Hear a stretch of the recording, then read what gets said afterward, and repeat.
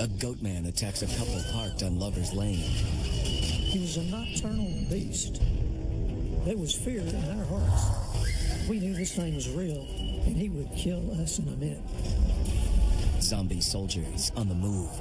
I thought, wow, am I really seeing that? It was like having a bad dream that you couldn't wake up from, and it just wouldn't stop. The notorious Chupacabra caught on video. It's running, and it's creepy, and my adrenaline goes up. So I'm looking at this thing, and I realize this is a Chupacabra. And for the first time ever, solid physical evidence, an actual body recovered. I have it right there, 2 feet in front of me. The excitement was overwhelming. I will never forget that day, ever.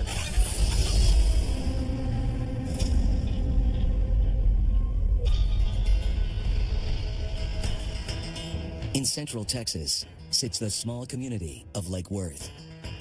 Some 4,000 year-round residents live along the wooded banks of the lake. One of them is rumored to be a monster. Tourists and locals once flocked to the lake and its beaches as a summer paradise.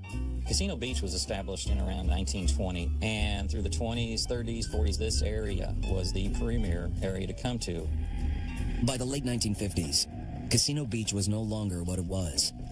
The lake, contaminated from chemical runoff from aircraft factories nearby.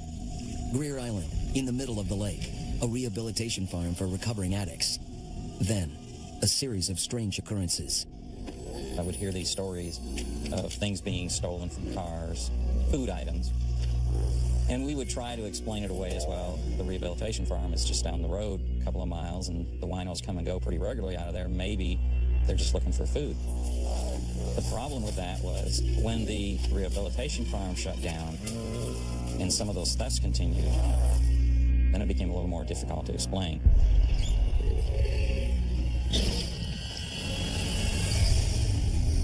By the summer of 1969, the stories became all too real. While much of America was caught up in the excitement of Woodstock and the moon landing, a bizarre attack on a young couple out at Lake Worth's Lover's Lane would focus the town's attention on a monster.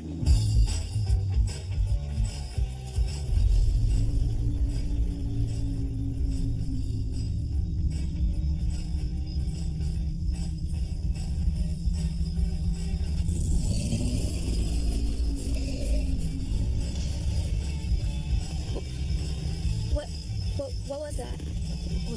There's somebody here. It's nothing. Come on now. There's somebody here. Come on now. What the hell?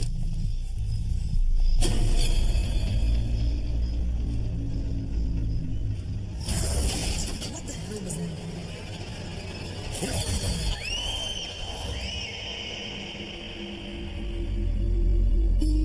Local musician Bill Morris remembers that night like it was just the other day. He had a front row seat when it all began. Growing up, I heard many stories about many other spooky things that happened out there at Greer Island and in Lake Worth. And I got very interested in it, and I wanted to know more.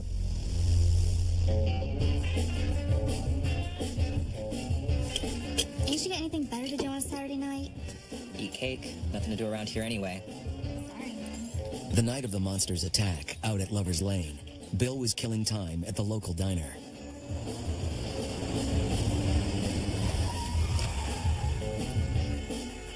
It was about 12:30 at night, and I saw this car come speeding down the road, and it pulled in the parking lot. The guy was real excited. He was moving his arms around, and he was practically in tears, you know, and he was scared. You have to get out to Greer Island. There's something going on. There's something horrible going on. Calm down, partner. So, where? He told the police, get out to Greer Island. There's something very horrible happening. He told the police that he was parked out there, and this thing swung out of the trees and landed on top of the car. Bam! Like right on top, and it reached into the passenger side. It grabbed her. This thing started reaching in the window and trying to grab her arm. He got real scared and started the car up and drove off real quick. My shirt is torn. It was hairy. I mean, it was like something out of the Black Lagoon. Seeing the fear in their eyes firsthand, Bill wasn't sure what to believe. I laughed it off at first, and I thought, no. But so many people kept talking about it, and it kept on my mind that, hey, there could be something real that was going on out there. What was out there? Nobody really knew for sure. There were whispers about a strange hybrid creature, half man, half goat. It was described between 6 and 7 feet tall, covered with hair. Weighing between 300 and 400 pounds. It was also described as having other monstrous features on occasion, such as a scaly face and maybe a horn. It was often called the Mudman or the Goatman, as well as the Lake Worth Monster.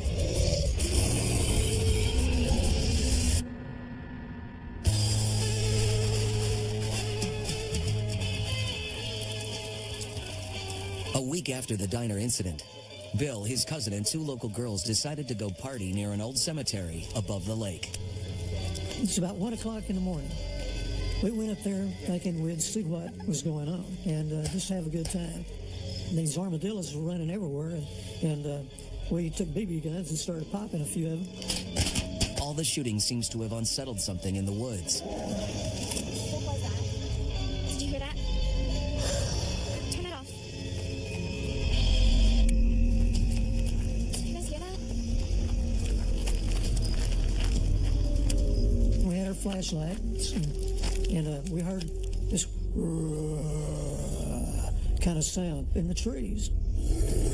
It was scary, really. And I know the girls, they were very much afraid. Then all of a sudden, I saw shadows, I saw movements. It was bipedal, it was standing up on 2 legs. We didn't know what to think, you know. We thought it was a bear. It was not a bear. And then rockets started to come.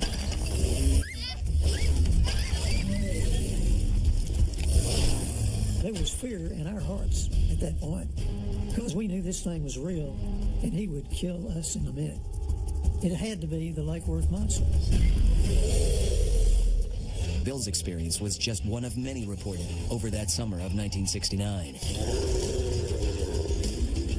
While everybody else was celebrating peace and love, something really scary was happening here in Fort Worth, Texas. It was a nightmare for the whole city. Questions were raised. How could a goat man with fur and scales possibly come to be? And why Lake Worth? There were always some people who thought that the defense plan and the Superfund chemical sites here may have created a monster in some way, or may have added to some animal out here morphing into a monster. That was just another part of our 60s suspicion.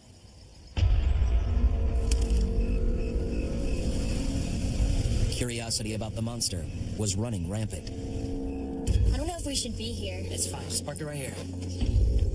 One warm night, not long after the sightings began, locals started gathering at a gravel pit to check things out for themselves. Everyone was showing up out here with cameras and guns and just doing everything they could to spot this creature. Of course, there was the fear. What was it, and would it harm somebody? One couple almost didn't get away.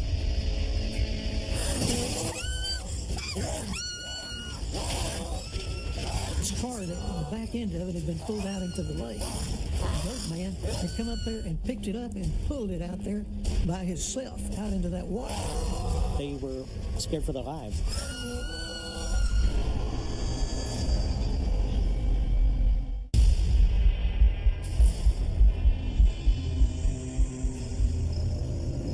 On a summer night in 1969, Fort Worth residents went out searching for a glimpse of a goat man monster rumored to stalk the woods. According to witnesses, they got more than a glimpse.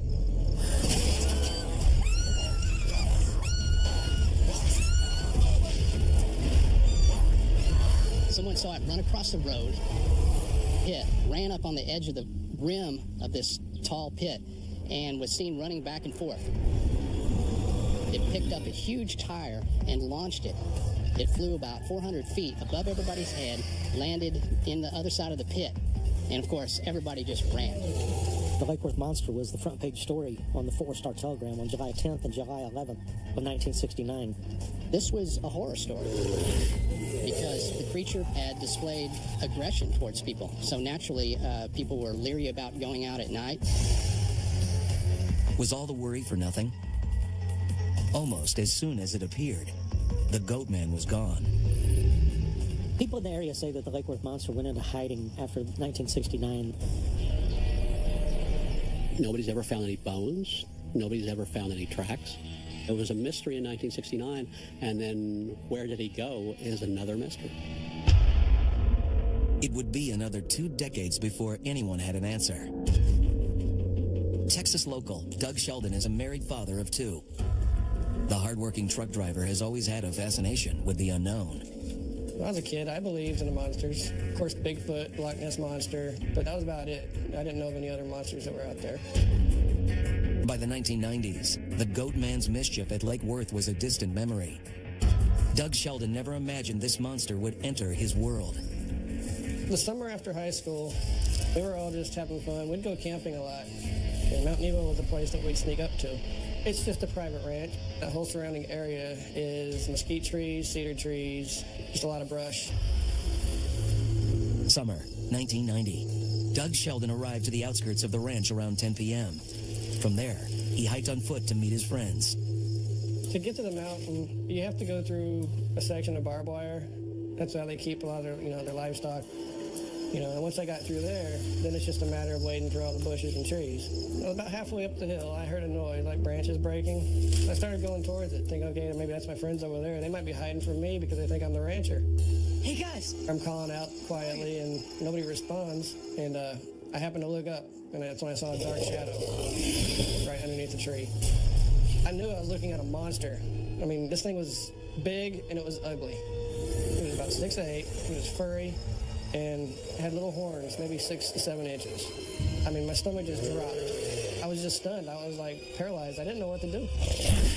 It moved towards me. I was gone. It was fight or flight, and I chose flight. Later, Doug found his friends. They'd never gone up to the mountain that night.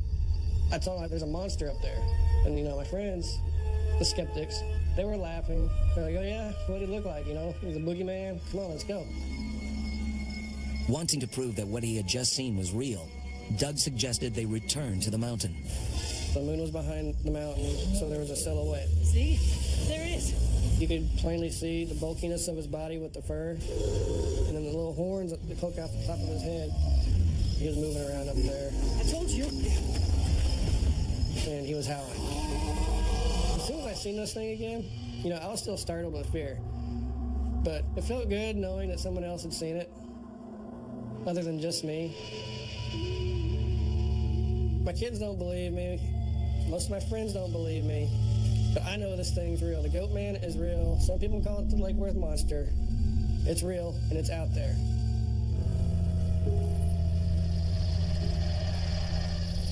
To this day, tales of the Lake Worth Monster are still passed among Texans. I would tell non-believers that there is something out there. And I guarantee you we don't know everything about those things.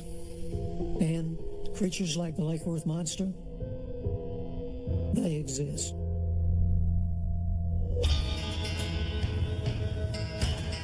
In another part of Texas, an infamous monster is spooking residents. Deputy Sheriff Ellie Carter had heard the rumors about the Chupacabra. She managed to get video proof. It's running and it's creepy and my adrenaline goes up. I kind of had a pit in my stomach because I wasn't quite sure what it was capable of.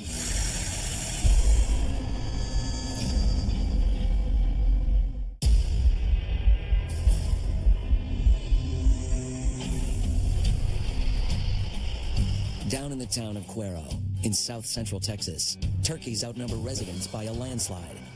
Cuero's like an awesome town. It has the home of the gobblers, the turkeys. It's just a great bunch of close-knit people. Recently, the area has gained notoriety for something besides turkeys, something much more terrifying. A mythical creature called Chupacabra. Its Spanish name means goat sucker. And in southern Texas, the Chupacabra began establishing its vicious reputation. On August 21st, 2010, Jack County, Texas local Stacia Henderson had a violent run-in with a mysterious creature. A creature feared for its thirst for blood and blamed for killing hundreds of farm animals.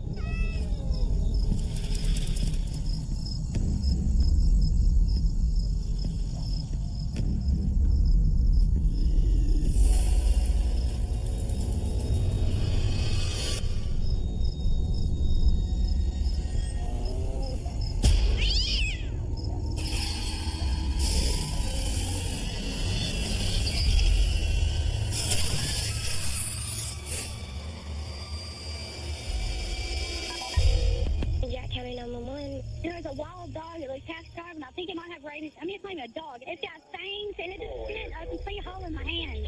It's some weird creature. It's got pig hair on it and bones and no fat. It's nasty. I think it's a chupacabra. I don't know what that is. Well, I mean, I know they say the thing ain't real, but I think we just got one. When the sightings took place, the town went bizarre. It went crazy. There was stuff all over the news. The cops were going crazy. They were trying to spot these things. Instead of the normal hunting, people started hunting chupacabra. But the chupacabra is very hard to come by. Nobody knows what this animal does. He's not scared of the human. He's very elusive. He's very quiet. Few have been in the presence of a chupacabra long enough to get a look. Deputy Sheriff Ellie Carter actually managed to come away with video proof. Growing up and being of Hispanic origin, as children we were told the story of the chupacabra, goat sucker, fairly often to keep us inside the house at night. And I really didn't put a whole lot of stock in it until I saw it for myself. August 8th, 2008. The air was dry and still as Ellie and her partner, Brandon Riedel, were nearing the end of their shift. I wish I was home. You mean you're not enjoying the big-time police action, rounding up cattle? We received a call of loose livestock. We were actually checking both sides of the road to see if we could find tracks of cattle that had been out. And as we came around the curve, I saw this thing sitting in the road on its hind end, and Brandon hit the record button on the dash cam so that we could document the incident.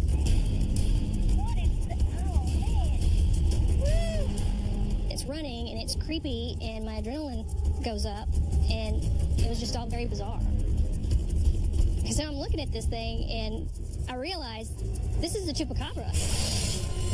At first glance, it looks like a dog, but the head and the ears are massively oversized. Witnesses report its skin is without hair and gray blue. I think it was fear, excitement, and disbelief all rolled into one. Brandon and I chased it up the road, and then it finally dove off under a fence line into an open pasture. At that point, I kind of had a pit in my stomach because I wasn't quite sure what it was capable of. We had witnessed something that very few had. I would say that I'm a believer that this creature exists. The chupacabra exists. Even with the video evidence, questions remain. How is the craven creature in Texas related to the infamous chupacabra seen decades earlier? In this version, the monster moves on two legs. Its back is covered in sharp spines. There's a large alien-like head and huge glowing eyes. Its feeding habits are downright disgusting. This thing grabs the animal. It has a anteater-like tongue that goes into one of these puncture wounds from the claws, somehow searches through the body and extracts strips of organs. The bizarreness of the entire thing is way more interesting than the idea of a vampire sucking blood out of an animal. It's totally unheard of, completely.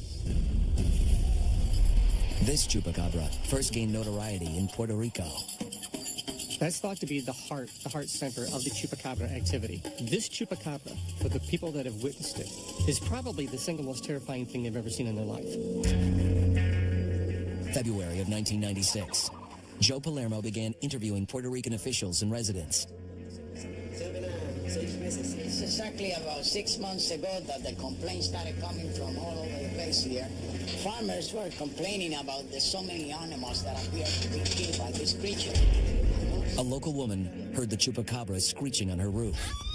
My sister, don't open the window because the chupacabra is into the techo. Then this woman saw the creature in her yard one night. The eyes were lit.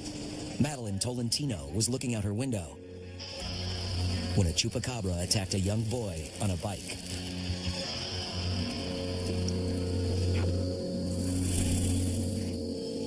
The boy noticed a strange animal hunched over a chicken.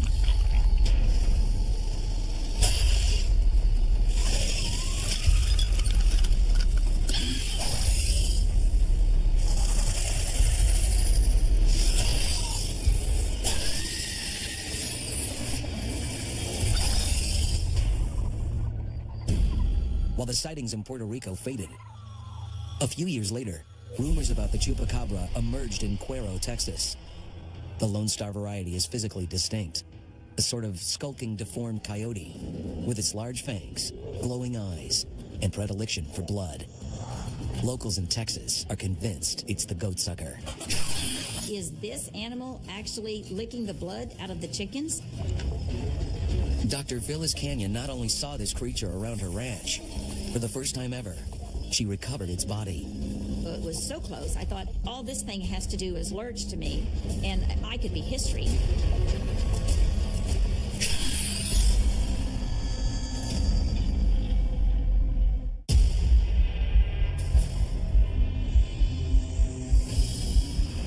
In Cuero, Texas, residents are convinced the mythical Chupacabra stalks their town.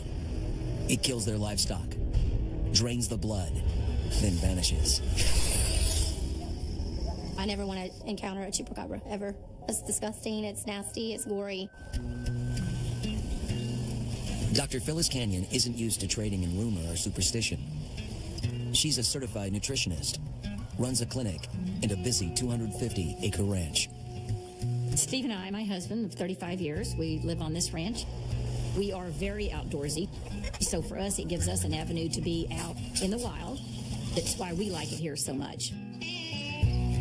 When Phyllis heard rumblings about the Chupacabra, she wanted to dismiss them as rumors. Only there was evidence she couldn't ignore. And I started observing different tracks. This track had a different paw print than anything that I had ever seen. A coyote and a wolf are a very definitive forepaw, and this one only had 3. And so for me, that was my first realization that there was something different on the ranch.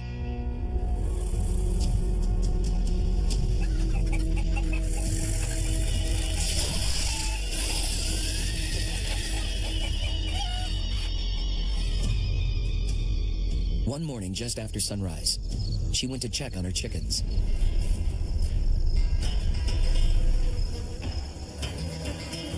The door to the coop was ripped open. Many birds were dead. Whatever animal it was that came in and did it, tore a small opening into the chicken pen, reached in, grabbed it, pulled part of the chicken out, opened it up, drank the blood, licked the blood out of it. It was obviously not interested in the meat, and that's why the carcass was left. This level-headed rancher was now worried. Whatever it is might come back for more. It did not take me long to figure out that it was definitely craving just the blood. That in itself became an eerie thought to me. What is it that just wants the blood? Finally, one night, Dr. Canyon got close to the creature.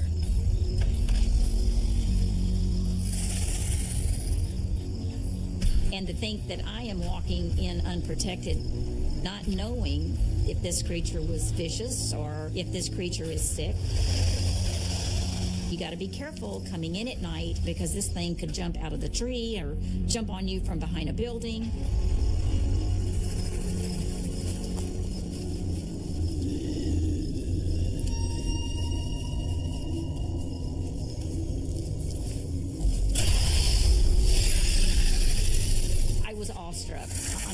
I was awestruck. Here is the most bizarre creature that I have ever seen in my entire life.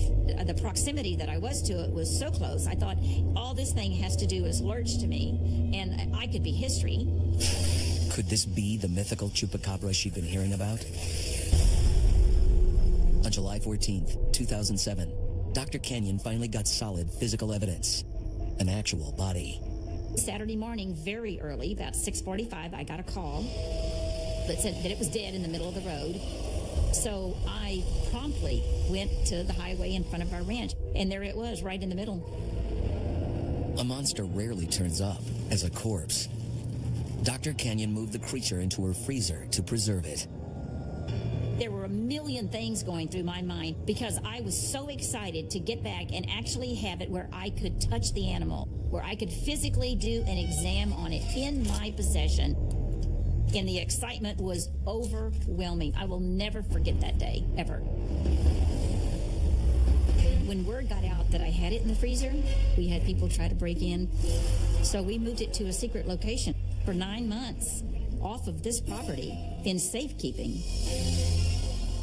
With this flesh and blood specimen in hand, Dr. Canyon's focus turned to science. So after all the months of having it, we sent it off to the best place to do forensics DNA on it. The results came back that this is not a coyote, and it's not a wolf, and it's not a dog. This is something different. So now, do we have DNA on a chupacabra? Maybe we do. And Cuero is home to it. Dr. Kenyon sent the animal's body to a taxidermist to preserve it. Despite what anyone else may say or believe, she's on a mission to prove to the world she's finally captured the chupacabra. We find it fascinating that in Cuero, Texas, there is this animal that we call the chupacabra that has been known as the mythical animal forever. So now, having conclusive evidence that it is truly something different, I love it. Coming up, a young couple's encounter transports them to a different time and place, where the dead come alive. I thought, wow, like, am I really seeing that? Well, it was like there were the walking dead surrounding us. The adrenaline was just pumping, my heart was just racing. I was terrified.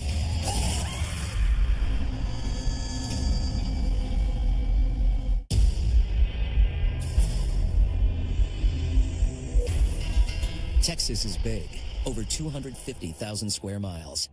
In southern Texas, the city of Brownsville feels like an entirely different place. It's still not touched by modern times. We still have an airport that was built over 60 years ago. The phone lines are still basically the same copper lines that were put in place at the beginning of the century. It seems like time has passed the area by. The perfect conditions for monster legends to grow.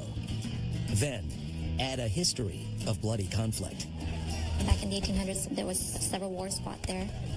The Mexican-American War, the Civil War.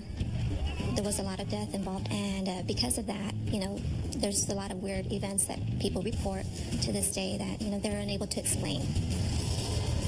The problem here, the dead don't stay dead.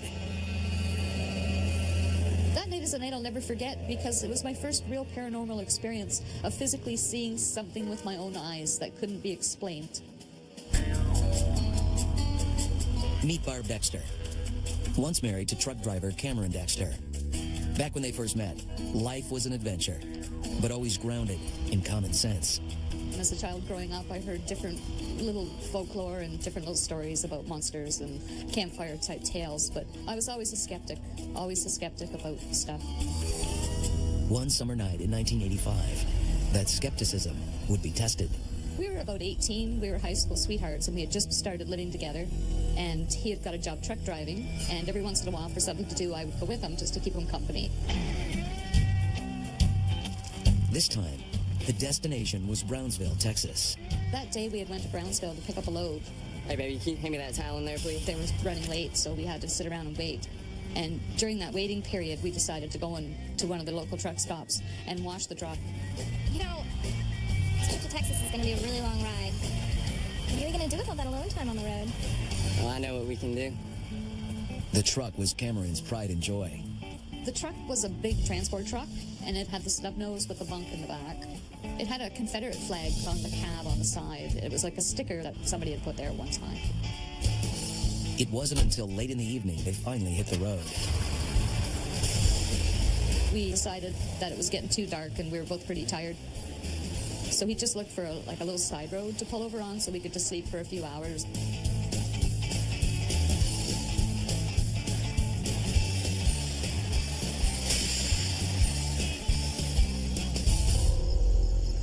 Cam and Barb didn't realize they were parked on land that had seen terrible bloodshed and tragedy during the Civil War.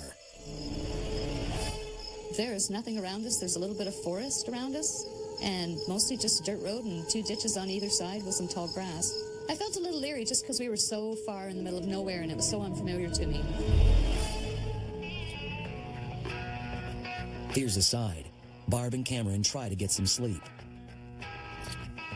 We were only laying there for maybe about 20 minutes at the most when we heard the first knock at the truck door. I think someone's out there. We're in the middle of nowhere. There's nobody out here. I don't know, you should check it out. I mean, maybe one of the neighbors is upset that we parked here. Okay. Moments later, the couple is startled when they look out the window. We could see up ahead in the distance, like somebody standing there. I think I see someone. I'm gonna go check it out. I'm coming with you. Great. I didn't want to stay in the truck by myself, so that's when we decided to get out and get a better look.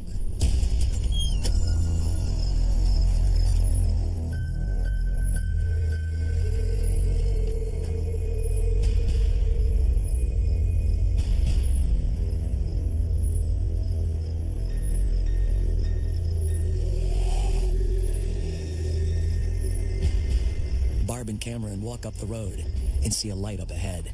Look, I think it's a porch light. I see it. Let's go.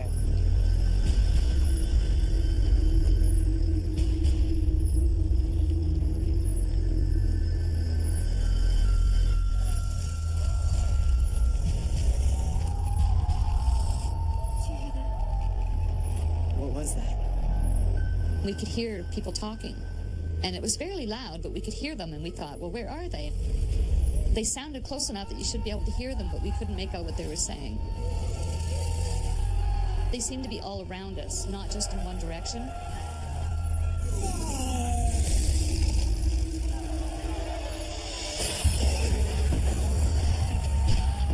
Panic sets in.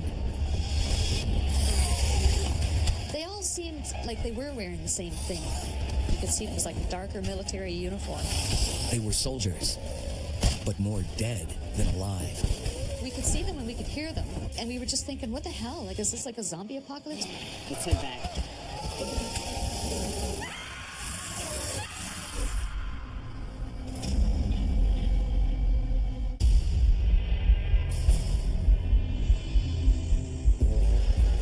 On a summer night in 1985, near Brownsville, Texas, Barb and Cameron Dexter park their truck for the night on a remote dirt road.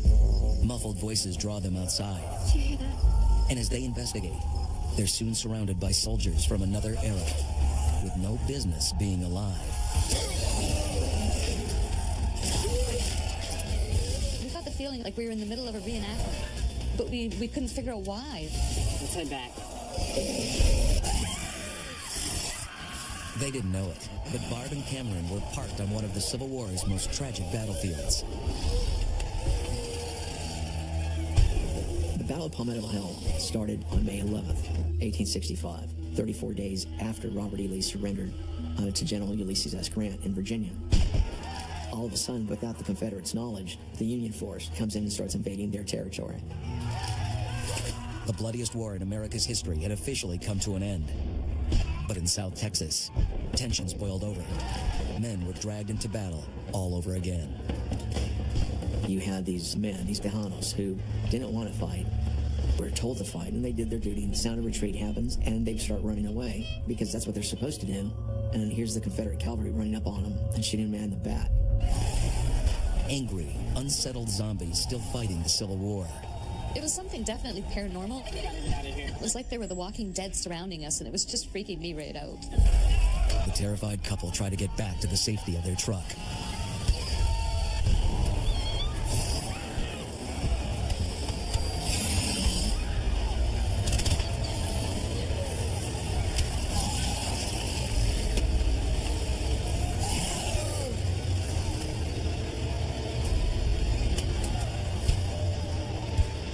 Adrenaline was just pumping, my heart was just racing.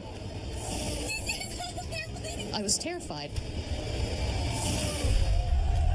Cameron turned on the headlights. They were standing right in front of the truck. It was like having a bad dream that you couldn't wake up from. Our reaction was, let's just get out of here.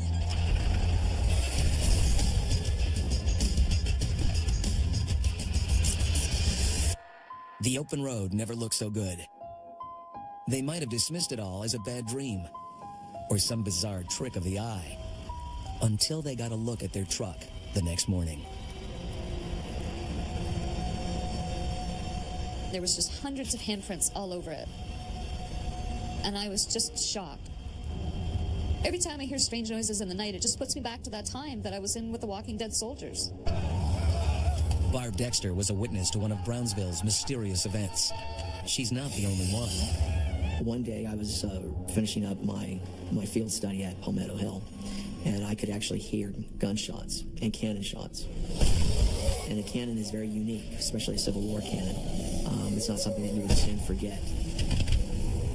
Why did it happen? I have no idea. But for that 2 seconds of my life, I thought I was back there on the battlefield. In one place, the Walking Dead reveal a tragedy buried and forgotten. In another, a sinister creature threatens what's near and dear. A monster could even turn an entire town to panic and fear. I do believe in monsters. I think there's still unexplained things out there in the world. We may think we know everything, but we don't.